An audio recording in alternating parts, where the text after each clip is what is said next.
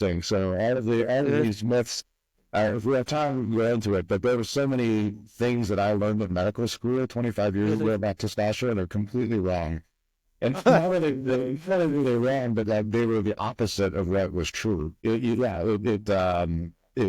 much more dangerous to have low testosterone than it is high testosterone.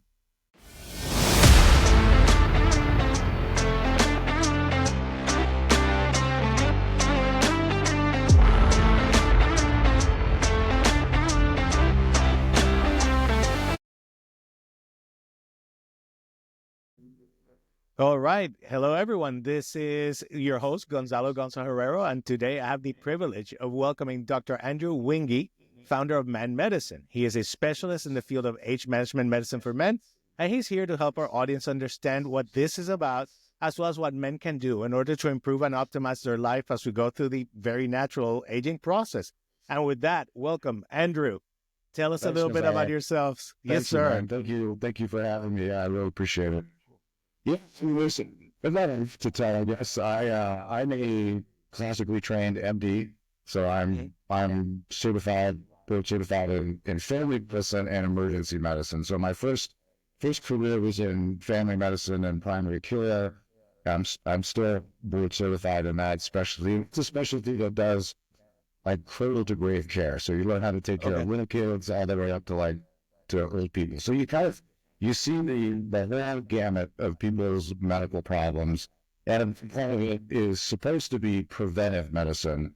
But there's one thing I realized as I kind of went through that part of my career is that I don't think we as a medical system do a very good job with prevention. So as I've gotten older, as I've gotten into the age, I'm 51 now, where prevention is like becoming more and more important to me personally. This is something I've gotten more and more interested in. It's what caused me to get additional training in age management medicine, etc. But in my careers, I'm also board certified in emergency medicine, and that's actually that's how I pay the bills every day. So I'm a full-time emergency room physician. I work at a big level 1 trauma center. Actually just recently moved to, as we were talking offline, to Abu Dhabi in the United Arab Emirates, just to spice up my career a little bit before I hang up my stethoscope and retire eventually. So there's important lessons in emergency medicine about prevention too. Family medicine is obviously, like I said, it's got a big component of prevention, but in emergency medicine, what I see every single day is the acute consequences of failing to take into account prevention or failing to have good preventive care as you age. Because there's a consequence to that, to not taking care of yourself and looking at your health, starting, encourage men honestly, in their late teens. Ideally, it should start in childhood. Ideally, you'd be lucky to have parents that are clued into giving you good food and making sure you get lots of exercise and sunshine. But not everybody has that, but certainly, like, as you get into your 20s, I really, really encourage guys to start thinking 40 years down the road, because the decisions that you make at that age and the habits that you build in your early 20s, they have major repercussions 40 years later. And I mean, if you good luck telling me that at age 20, I would have been like, whatever, I'm bulletproof, man. I don't need to do any of this stuff. I'm bulletproof. I'm indestructible. And then I promise you, you are indestructible. As an emergency physician, I can tell you firsthand, nobody's indestructible. But the medical system, one of the things I talk about on my podcast a lot is just how the American medical system is in a state of, it's slow collapse, but you can define slow. But the problem of the matter is, like, you cannot rely on the medical system to take care of you. The medical system is not designed to keep you healthy. What we do in North America is acute care. So I mean by that, like, if you get hit by a bus, if you get shot, if you get critically ill, like you get a severe sepsis from pneumonia, we're honestly the best in the world at that. The critical care stuff, but we're absolutely terrible at preventing, heart disease, for example. Although we're getting better. cancer. Obviously, we're terrible at diabetes, obesity, Right. hypertension. Like the really like the baseline stuff is we're terrible at that. So you can't rely on your doctor for that. You can't rely on the healthcare system to take care of those things for you. You have to educate yourself. You have to be extremely proactive. It's challenging because, like, in order to make those good decisions, you need good information. And Right. I mean, you know as well as I do. I mean, you get on the internet, and it's like it's kind of a cesspool. There's good information. There's of good Right. information out there, but there's also a lot of background noise. There's a lot of Right. nonsense. There's a lot of noise to that And signal for sure. and so, Yes. like, who do you believe? How do you find good information? And that was one of the reasons I started my little channel, and I just wanted to put out what I consider to be as unbiased and as good, high quality healthcare information as I can, so that people can make their own decisions. I try not to tell people what to do with their health, but I just want to give them the information, and then at least they can make a good decision for themselves. But at the Right. end of the day, it's like it's on us. Like nobody's here to save us. And I promise you that as bad as the healthcare system is now in North America, and honestly most of the world, I shudder. It's like frightening to me to think, wow, what it's going to be like in like 10 to 20 years. So, So uh, so you mentioned a couple of really interesting thoughts here, yeah, and one of the things that seems to be clear, and so my best friend is actually a physician also. He's actually a plastic surgeon, an amazing surgeon. He mentioned to me one time that he wishes that people were aware that when it comes to their own health care, that he considers himself a part of the healthcare team, but you are ultimately the CEO of you. As yes, in, I he love will that. give you I love all it. the I love info, it. right? He'll give you, he's the Yeah, CIO, yeah, CTO. He'll give you all the yeah, info and all the effects, yeah. but you have to make the decisions. Exactly. So, Yeah. yeah. And so I can't quit smoking for you. Right. I can't come to your house and cook your food. You prefer me coming to your house to cook your food. It's going to be very bad. But you just have to take an active interest. And Right. it kind of drives me crazy in the emergency department. I get people that come in and I say, I ask them that basic questions. What are the medicines that you take? And they're like, well, I take a little green one, I'm like, can we feed to that little green E. one? I don't know. I don't know. The doctor just says take it, so I took it. It's like, listen, come on, man. Like, you have to take. I don't expect you Yeah. to be a PhD, but like, you have to at least understand the why of like, why am I taking this pill? Why? Yeah. What And is it? it What does it should. do? And What does it yeah. do? What are the side effects? Like, Mhm. and so many people don't. It's just like, oh, it's in the hands of my doctor. Right. And it's more like the other generation too. I mean, there was a lot more of that like respect for doctors. Like, not just do whatever the doctor says. And there's good things to that, but Right. you got to Yeah. If be. you happen to get a good doctor, Said.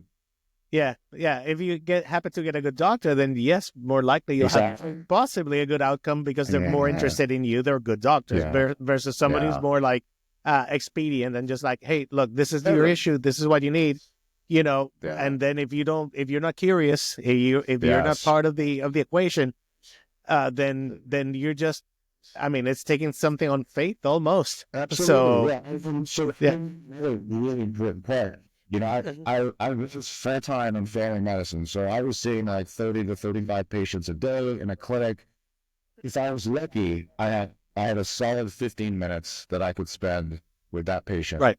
And I Right. don't care how great of a doctor you are, you cannot do a good job on In any 15 the minutes. little stuff like a planet and an ankle sprain. Okay, I got you. 15 minutes, we can Yeah. do this. But when grandma comes in, grandma had a stroke, a heart attack. She just had a stent. Right. She's got diabetes. She's got kidney failure. I mean, there's nobody can do a good job with that. So Right. that's what you get these days. When you go to the doctor, you get 15 minutes. So Right. that's why these like concierge style practices are more popular. And of course, it's why I started my side practice for men's health. The average intake for me when I see a new patient, we spend average is about 2 hours for Wow. that first visit, and that's if they're perfectly healthy. Right. I realize that I'm healthy, and sometimes we got to go. But the point is, like, I don't put a time limit on it. It's like we got to figure this out, and that's why you're paying me. Let's figure this out. But you can't do that in the conventional medical system. So, Right. there's overworked, they're overstressed. Uh, I promise you, in the middle of that visit, what they're thinking about is, oh my God, I have 12 charts I have to dictate, and then I have to go around on my inpatients. And Right. I really like to get home by 8 o'clock tonight to tuck my kids into bed. They're very distracted. They're tired. I know because I've been there. I mean, Right. that was me in my early part of my career. So Sure. you have a CEO. I'm gonna steal what Uh, your friend said. You have a Go for CEO. it. Yeah, that's Yeah. and I think that my job is to give you the best advice that I can, and Right. with my knowledge and experience. But ultimately, it's up to you. And For the execution, if right. that's for me, yeah. And if you want to make a decision that goes against what I recommend, that's cool. I don't. I'm not going to get Right. mad. Right. I mean, It's up to you. yeah. If I mean, maybe I'm mentioning you with it. Like maybe you might know you're not better than me, and many times you do. right. So that's why I evolved, in my career, because I've been doing this now almost 25 years. So I came from that tradition where you come in, I prescribe you a drug, you do what I tell you, and now it's like this is just a collaboration. Right. And actually, you get better outcomes that way, I think, as a doctor. Like my patients do better with that approach. So I Absolutely. like to I see mean, that. it sounds like you help them set up at least an understanding of their baseline of where they are. This is where you Exactly. are. Here's the big picture. Yeah. And And this is how things interact. Yeah. that's important. Most people don't know where they are. And Right. then especially like we all think that we think we're better than we actually are. And then Always. Always. We overcompensate. Yes. you do the DEXA scan and you're like, they think they're 16% body fat. And I'm like, no, my friend, like you're 27% body fat. And then I'm like, wow, Yeah. it Yeah. blows their mind. So, we tend to do that. We think we're good. And it's tough because the population is getting more and more unhealthy, more and more, the majority of Americans are now obese and overweight. So Right. Which is crazy. you're like, well, I'm average, like I'm thin as well as this guy, but really, just because it's average doesn't mean it's normal.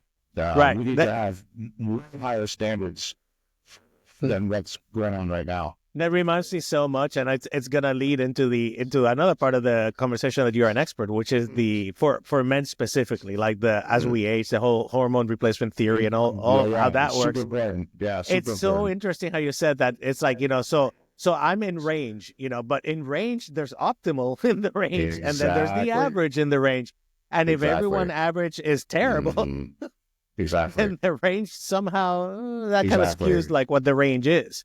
So Yeah. so let's talk a little bit about that as we age, because I know That's that's perfect. something that Mhm. in my case, full disclosure, I started TRT about Mhm. 14 weeks ago, and to be Oh, honest, good for you. Good for you. it has been I never thought like the cognitive side of it, the physical Exactly. side It's of it, but the amazing. cognitive Amazing. side was what really blew my mind. I had heard that. A friend Yes. of mine said, who recommended it, he was like, it's almost Mhm. like your life is in grayscale, and all of a sudden somebody dials up the I color, love like in it. The Wizard of Oz. I love it. And I love they it. were right. They were right. So I would love That for you was to give yeah, go ahead.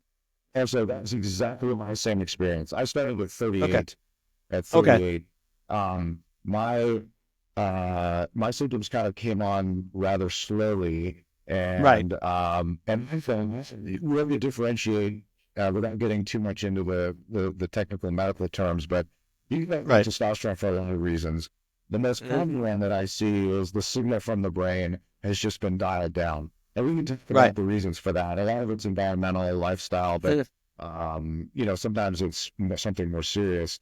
Or you could have a direct problem with the testicles itself. The Right. factory just is like the lights Right. are out, the factory's not coming back on. So that was my problem. Before that, like I never had my levels checked growing up, but they were, I presume they were always good because I mean I was a highly competitive powerlifter. I had a Oh a wow. Okay. deadlift record that stood for about 10 years, all drug free and natural. like Right. 260 pounds. I was squatting 650, no problem. Woo! Okay. But something happened in my mid-30s where it was very obvious that like I just wasn't there. Like I wasn't sharp in the hospital, like in the emergency room. I was fatigued. Right. It was like you said, real sweat for me. It was the brain fog. Yes, brain fog. That's a perfect description. Yes. Exactly. But I had a good physique. So no one really looked at me and said, this guy, look how big and strong he is. There's no way he has low testosterone, but I did. I had a total testosterone of right around 300, which ironically by today's new standards is technically normal, but it was clearly normal. Yeah. Yeah. And my experience was, and I fully recognize it could have been placebo, but within the first week, it was like that, like the dark clouds parted, and like my mental clarity got better emotionally. I was more stable and smooth.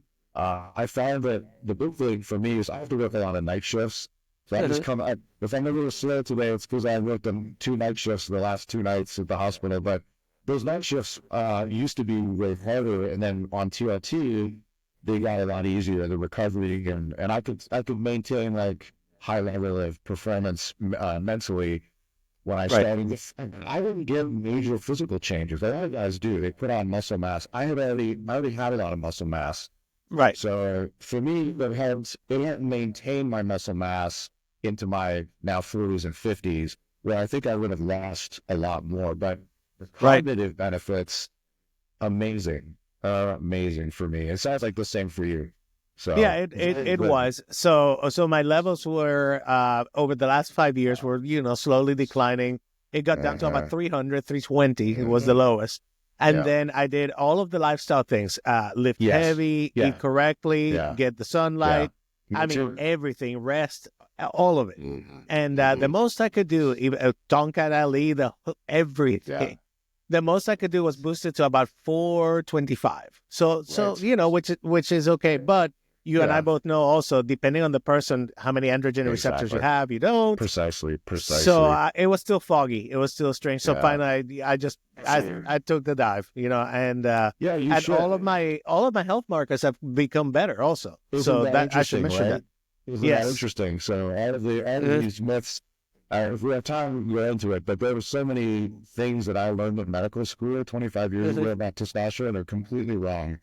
And not really wrong, but like they were the opposite of what was true. So it's much more dangerous to have low testosterone than it is high testosterone. Right. You always hear about the high testosterone, perhaps some of the emotional, some slight aggression, that kind of stuff. You always hear about that, or the heart, as I guess because of the whole cholesterol turns into testosterone and all that, that's above my pay grade. But anyway, you always hear that, but you never hear about the low. Yeah. Yeah, exactly. Yeah. It was way more dangerous. So, but getting to what you were saying about, this decline in men's in testosterone. This is something that I've given a lot of thought to, because there is a really serious. I think it's incredibly serious. I wish the world's medical associations would take more notice of this decline in men's testosterone that's been having. Like, it's very well documented in the literature over the last 30 to 40 years that we've had a very steady, and it's getting worse, decline in average male testosterone levels all over the world. It doesn't matter what country you look at, this is happening. And the same thing with fertility. What are your thoughts, by the way, as far as causation? What are your thoughts there? Right. So that's a great question. So nobody knows for sure what is causing this. So my theories are obviously it's going to be multifactorial, right? It's not just one thing that's happening. Absolutely. And it may vary from person to person. So before I answer your question, I would just deviate and say it's really, really important. This is a pet peeve of mine. When you have low testosterone, if your doctor diagnoses you with low testosterone, make sure that you get a proper medical evaluation, because in between all the things I'm going to talk about here in just a second are really serious medical problems, cancers, tumors, structural problems in the testicle themselves, liver disease, all these things that I really that people that go to these like windmill TRT clinics, I call them, they live with they put you on therapy. Okay, great, but have they just made sure they check the boxes to make sure you don't have one of those rare, dangerous, possibly fatal conditions that is causing your Right. your low T? So just having said that, just for the listeners out there, just make sure you're out there. Like I always say, ask them why you have low T.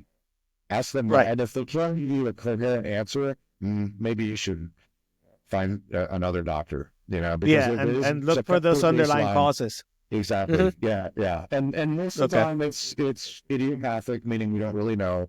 But every now and then it's something serious, and so you just don't want to. You don't want to be that guy that ends up with something serious that gets missed. So, Right. so And having said then that, you get on that therapy then with the underlying causes, and then what you're doing is going to yeah, be aggravating the situation. Okay. potentially, or like you have something serious that could have been treated successfully from the beginning, but then it's too late because it's spread or Right. it's advanced. So, but I would say that there are very clear drops in men's testosterone in these large population studies. There's a paper that I reference a lot looking at young men like around under the age of 40, like 19 to 40. Wow. In Okay. in the year 2000, it was like over the 1999 to 2000. The average total T was like I think it was like 605 or something like that. So like reasonably Wow. good. So Yeah. in 2016, same age group, down to I wrote it down here 451. So in a span of 16 years, we're gonna Yeah. like 25% drop. Yeah. exactly. And what's the interesting thing about that? We know that being obese lowers testosterone. Like, there's Right. a major contributor to this. We know that a number of like unhealthy lifestyle habits contribute to low testosterone. Everybody knows that. But in Right. this study, they controlled for all of this stuff. So these guys were not. They filtered. These were like normal Right. body weight people with no pre-existing medical problems. So it's something environmental. Right. And in opinion, it's very likely, in the opinion of many, experts in endocrinology and PhDs, it's these environmental, they call them EDCs, endocrine disrupting compounds. So these are Okay. things like in plastics, phthalates, they're in colognes, perfumes, personal care products, they're in all manner of plastics. So Are these what they call those forever chemicals? Like forever chemicals exactly, are okay. exactly. Gotcha. Xenoestrogens. So these are the chemicals that bind. Many of them that would bind and interfere with the androgen receptor and the estradiol receptor, and Right. they're havoc in the body. But also, so many of those are also called obesogens. So they promote obesity in the body in and of themselves. And then, of course, what does obesity do? Obesity contributes to further drops in testosterone. So it becomes it's a sugar and Wow. phenomenon, but it's this toxic soup that people are growing up in. Then, you and I, when we were coming up in the 70s, our exposure to that stuff was relatively low. It wasn't. It wasn't everywhere. Right. It wasn't everywhere. Like the kids now, they're being exposed to it at high levels, and they documented this in when they take samples of amniotic fluid from pregnant women in the placenta. So from before they're there, they're being exposed to these chemicals, which are affecting their development. So now, and this is what really scares me is I never used to see men in their early 20s with like overtly hypergonadal testosterone levels. So we're talking levels like into 200s, under 200. Right. The other thing that I Young saw men. about were old guys. There were old guys with diabetes and other serious medical like comorbidities. But now you got 22-year-olds running around with total testosterone of 250. So wow, what's that's the insane. end product of that? Like, what is that young man's life trajectory going to be like when he hits 50? It's going to be very different than like if you grew up, I don't know, 200 years ago, and at a testosterone level of 7 to 1200 naturally, Right. that's a very different human at the age of 50 Absolutely. than what we're seeing now. So these kids are being exposed to this stuff in utero, and it's very difficult. People ask me all the time, how do I avoid this stuff? And I say, well, you could move to Antarctica, but then they just found Yeah. out that the penguins in Antarctica, they've done like blood samples. It's in their system too because of the plastics in the ocean. So it's worldwide. It's to very some degree difficult. unavoidable. It's so difficult. It's incorrect. Right. Yeah, the best you can do is limit your exposure. So I've done the best in my film. I have 2 young girls. I have a son that's just over 2. I have a newborn in the house, and Oh, my wife and I. Yeah, thanks. We're really ready to live out of the game, but it's been fun. Okay. Yeah, I plan. I've gotten rid of as much of the plastics as I can. We cook in iron skillets, nonstick pans. Right. We try our best to do home cooked meals and limit processed foods, because it's when you in the food manufacturing process, this stuff gets loaded with these phthalates and BPA and all these other sorts of things.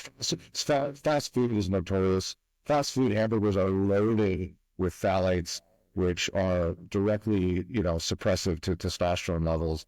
And it's not just men, by the way. Women get affected by this too. So we see huge rates of Good point. infertility, polycystic ovarian syndrome, like PCOS. It's extremely common these days. And a portion of that is related to exposure to these chemicals. So this is really tough. This is a worldwide epidemic. I don't know what the solution is to it. Right. It's it's important for men. Like, I'm really fan about recommending young men in their 20s to routinely get their testosterone levels checked. But I'm changing my tune a little bit. Well, I mean, you're changing with the data, right? You have new data, and you have to kind of adjust. A good friend that reached out to me recently, one of my coworkers, and she has a son in her early 20s, and she said he was not feeling well, and the doctor checked his levels, and they were like 350 or something like that. I don't remember the exact number, but this is like a young 21, 22-year-old kid. Who should be in the 6, 7, 800s without effort. Exactly. And honestly, maybe even higher than that. If you look at earlier data sets like from the 80s, and I know the assays were a little bit different and stuff, but 350 was like the average for a 70 to 80-year-old. Right. So you keep hearing that of like young men in their 20s, coming in at the same levels as these 70-year-old people from like 30, 40 years ago, which makes it makes sense now that we discuss like all the environmental factors. And like you said, it is multifactorial, It's you have obesity. I mean, you have the obesity epidemic that we do have, that we've discussed, because unfortunately, hyper processed food is cheap and easy, and it takes effort to cook whole food. It actually requires effort. And if you put that's all you can afford, right? Processed food is cheap. Yes, absolutely. So again, instead of cheap food, I grew up in the Caribbean. Cheap food for us was like rice and beans, right? So at least you have to cook those. It's better than McDonald's, probably. McDonald's, right? Yeah, absolutely. Yeah, unfortunately. So let me ask you, in your practice. Now let's talk about your practice, about man medicine, and give us just the quick 30,000-foot view. What would you do? How would you work with somebody? What would you recommend?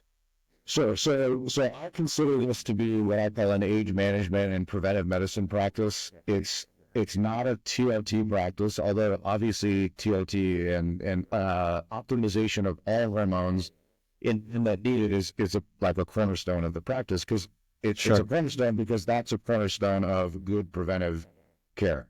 So what I do is I do try to take, like you said, the 30,000-foot view on man, and the guys that naturally come to me tend to be a little bit older, more mature, and they do have that long horizon view that I really encourage. So these are guys that want to live into their 90s and want to be independent and strong and healthy as long as they can before they depart the earth. So I don't get as many like young guys who just want to get jacked, because but which it was fine. I mean, I think I have Sure. that like getting jacked can save your life from a medical Sure. standpoint in some ways. Yeah, no, it But, makes it. I mean, muscle is protective. We know this. If you get a exactly. It's long-term super illness, great. wasting illness, Exactly. and you have a lot of muscle, you Yeah. might survive it. We had a guest on the Exactly. podcast who survived. I think it was HLH, a very rare illness, Yeah. I and know he was a about that, power yeah. lifter like you. Yep. And the Mhm. reason he survived is that he lost probably 50, 60 pounds of muscle over a 2-month period, Yeah. but it was enough to keep him alive through treatment. I'm so glad you Go said figure. that, because I'm preaching that like all day. Mhm. Oh, it's That- so true. So, the real evidence is this. Okay, this is a men's health and longevity practice. What is the number one killer of men? It's cardiovascular disease, and so it's actually remember I always come to me like specifically seeking that, and then more and more I've kind of carved out this niche as a preventive cardiologist, even though I'm a preventive cardiologist, but Right.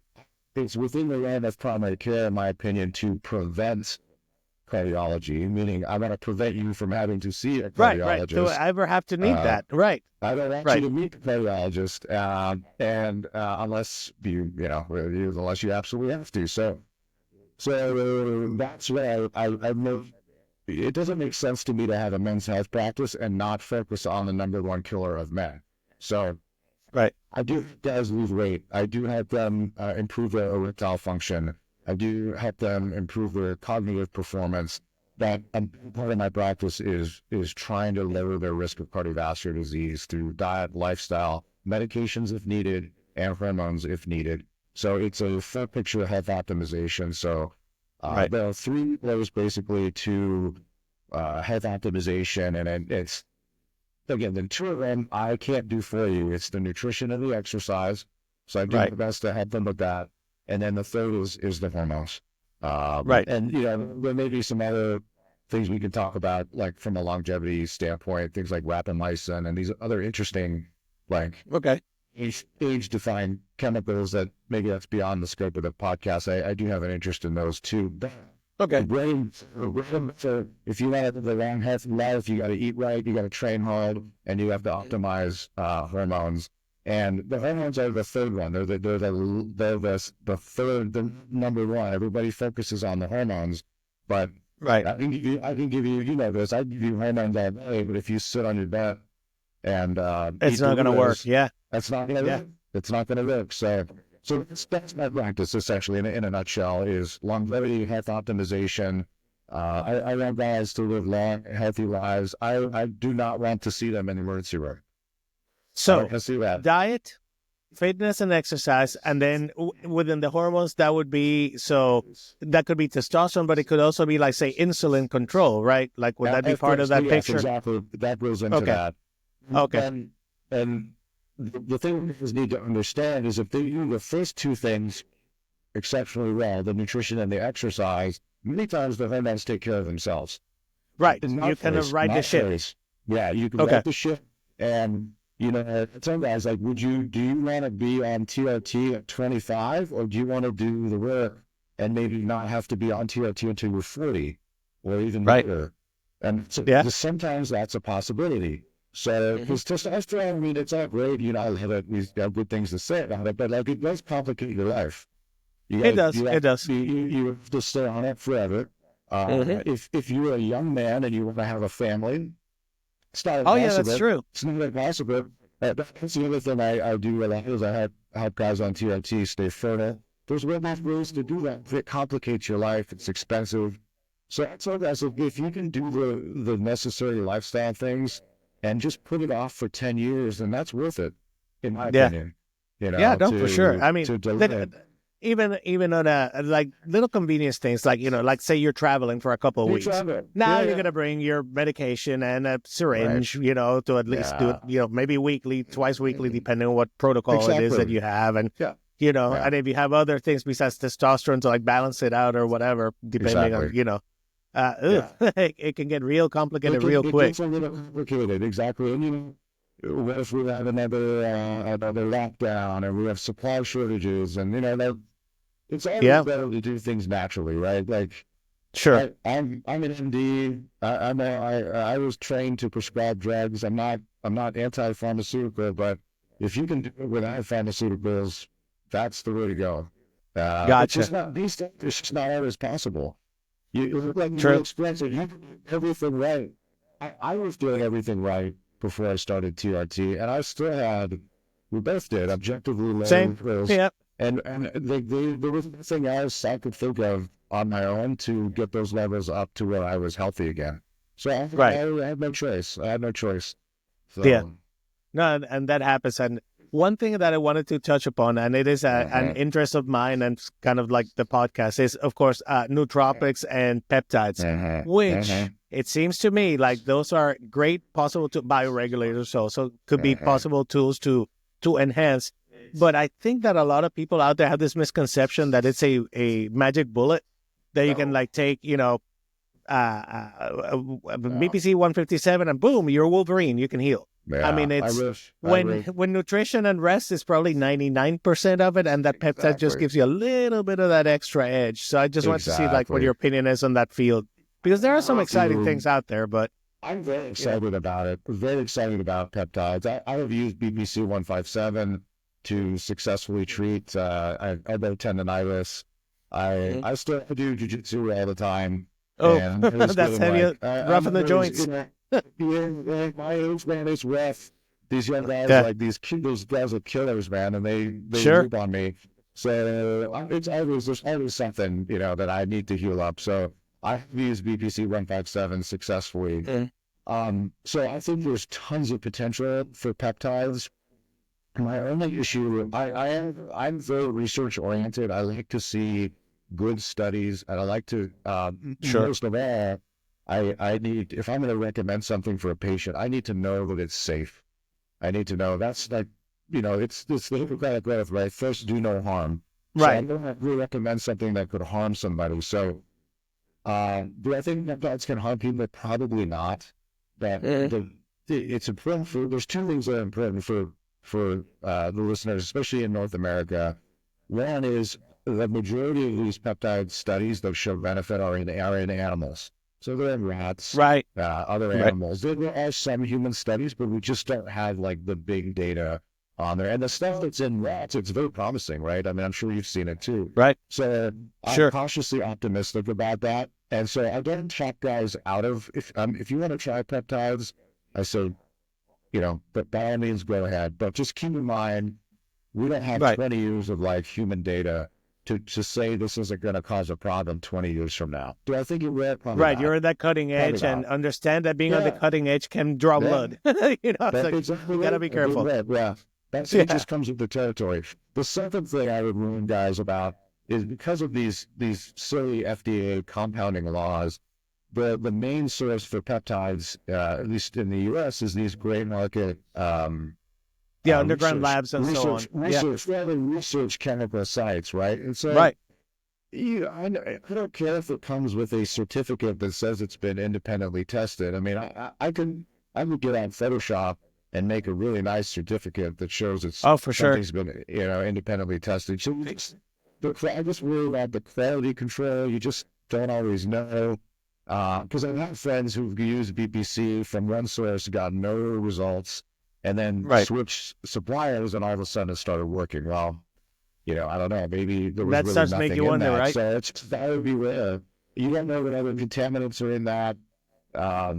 True. So I have concerns about that. But overall, I'm with you. I think this is a really super interesting and fascinating new potential therapy on the horizon. I just personally, as a doctor, I'm more conservative medically. I guess I've gotten older. I like to see some more safety data on those substances, but I think they're very promising. Yeah, I mean that's a very fair and commonsensical approach to it. It's promising, but let's have some more data. Let's have some more studies for sure. Exactly, 100%. So you have a great website, which, by the way, I'll link all this information at the bottom of the podcast in the comments for sure. So if somebody wants to reach out to you, what would be the way they would do it? I mean, obviously, if they're in the Middle East, they could come visit. But Right. What about online? You have a website that where folks can contact you. Absolutely, yeah. Now, I guess because I've been so busy with the not just the private practice, but my full-time hospital practice, I have guys on the waiting list now to actually formally join the practice and let me manage your healthcare. So you can reach out to me, but I right now I'm at capacity right now. Understood. But I do have availability, and this is one of the things I enjoy the most, actually. I have availability for consultations, and you can great. book those through the website. So it can be, they're booked for an hour, but, if we need to go longer than that, we can. And Excellent. I really enjoy that. So there's guys from all over the world that have reached out to me. Sometimes they just want second opinions. Sometimes they're on TRT, and they want me to look over troubleshoot the protocol a little bit, say, hey, what do you think? I'm getting more and more heart disease people and bodybuilders who have suffered heart damage, and they're getting straight answers because bodybuilders they don't like to go see doctors because doctors can be kind of evil sometimes to these guys. There's definitely that stigma. There's that stigma of the performance enhanced, drug use, and I have no judgment in one way or the other. And I'll just give, so I give them the best advice that I can. So but it's so fun. I meet people from all over the world. I meet people from different countries and try to give them good advice. I can't prescribe them medicines through those visits because so it would be more knowledge. For delivered medical license, that this is it's sort of a coaching and knowledge call. And I think, many guys find those valuable, and I have many guys that do this like 3-4 times a year. They just book 1-hour consults with me. So I'm available for those anytime if you have a question. And I will, the one thing you get is blunt honesty from me. I don't pull punches. If I think you're going down the wrong path, I'll be happy to tell you. Absolutely. Well, and that's the value of it, right? To have that person, again, that CTO, that CIO telling you, like, before you make that executive decision, look what's going to happen or could happen. Exactly. So, excellent. All right. Any final words of advice or things for our viewers to listen to remember, to consider if they're thinking about checking for heart issues, perhaps hormone repair, anything along those lines? Well, it's similar to what we said in the beginning. You are the CEO of your own healthcare. Don't put it off. We're all busy. It's so easy to just say, I'll do this tomorrow. I promise you, don't do that. I in the emergency room every single day, I see the consequences of that. I don't want to see you in the emergency room as a patient. Take proactive steps. Start educating yourself. And I understand that it's difficult because of all the background noise, but you're not going to learn anything that's really important overnight. Take a year.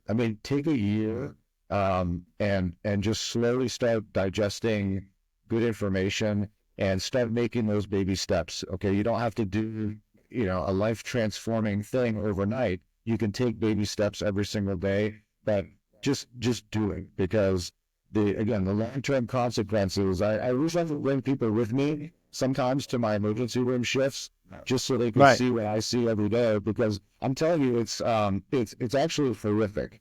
It's actually extremely traumatizing, even for me. After 25 years of seeing this, what the end result of these things. I'm taking people's feet off because they're gangrenous from diabetes every day. It's not a good look.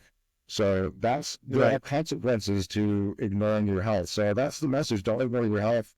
Get your hormones checked. Get your lipids checked. Get your glucose checked. Blood pressure, all that good stuff. Do be overweight. Actually, if there's one thing guys can do, just do not be obese.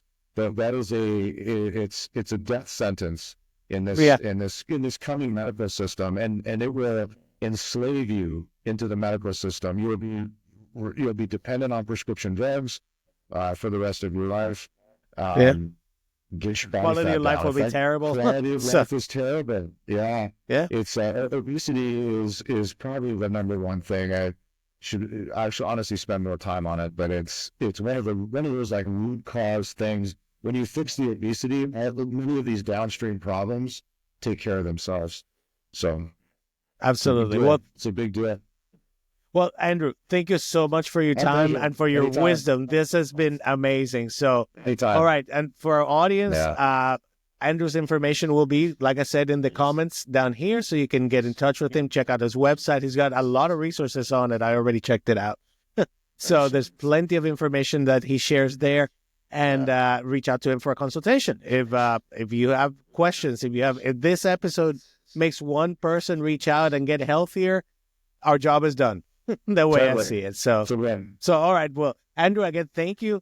And to the audience, absolutely. Yes, you're welcome. It was a pleasure. And thank you, everybody. Remember, assess, adapt, overcome. And this is Rice 41 signing off.